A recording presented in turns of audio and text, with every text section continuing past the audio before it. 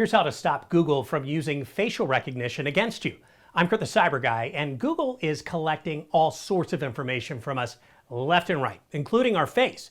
Now, while we try and turn off privacy settings as best we can, you may not know about this one in Google Photos. Open Google Photos either with a link below, photos.google.com, or opening the app on your phone.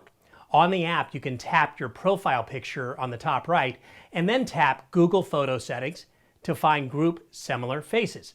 On your computer, tap the settings gear and scroll down to group similar faces.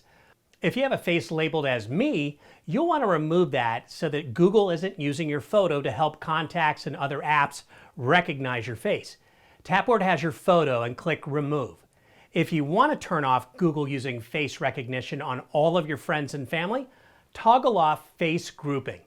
For more ways to take back your privacy from big tech, head to cyberguy.com and sign up for my free newsletter.